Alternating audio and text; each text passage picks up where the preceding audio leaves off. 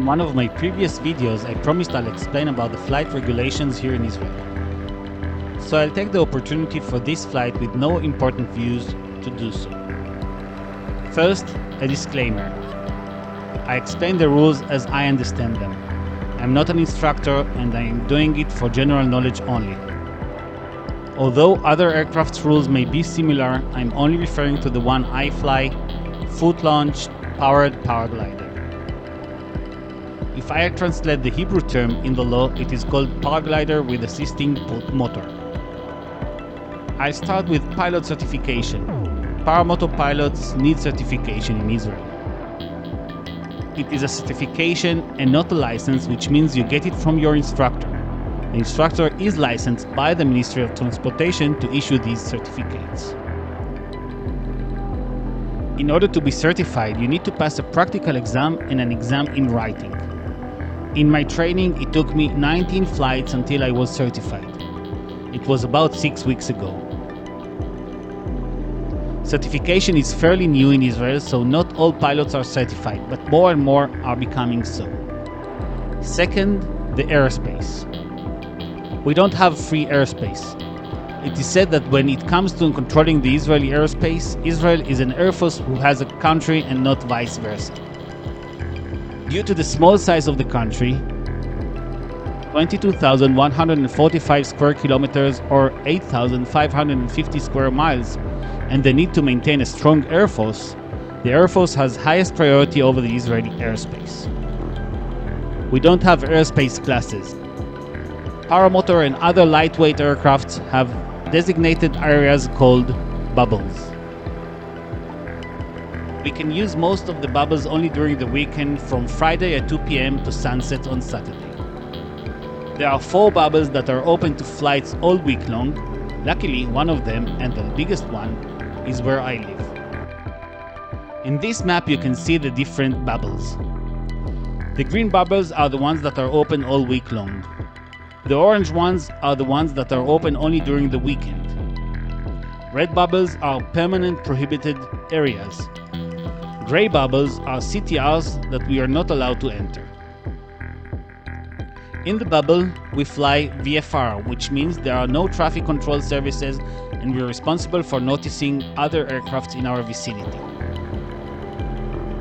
All bubbles have limited altitude, which you are not allowed to cross without prior approval from the aerial control unit.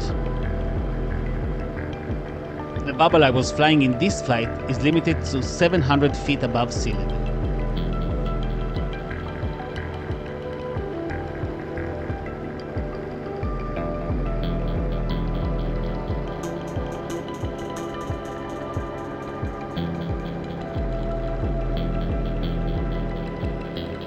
Stopping my explanation for a second just to show my son's school. It's a beautiful place with their private boat dock.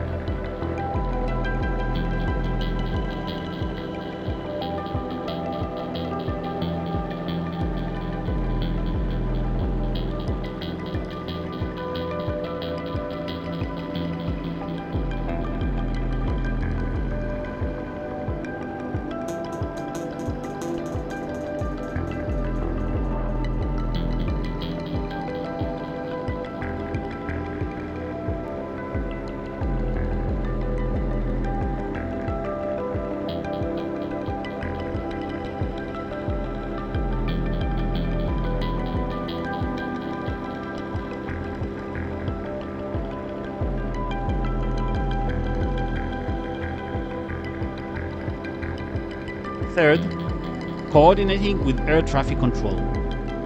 Since we are not certified to use an air traffic radio, the way to talk to the air traffic control is by phone. It means that before taking off from a bubble that is operable, again, green ones during the entire week, orange ones during the weekend, you need to call the relevant ATC unit, we have 4 to cover the entire country, and inform them what is your prospected flight path. Flying outside of the bubbles or in bubbles that aren't operable at that moment, for example flying inside an orange bubble during a regular weekday, you need to ask for permission. Just to make it clear, the ATC units are operated by the Air Force, and as I already said, the Air Force has priority over the airspace. Fourth, communication. We don't have air traffic radio equipment. Some of the pilots do use walkie-talkies, and we do have a dedicated frequency for the Paramotor, but it isn't mandatory to have one. If you have any questions or comments about the flight regulations here in Israel, don't hesitate to ask.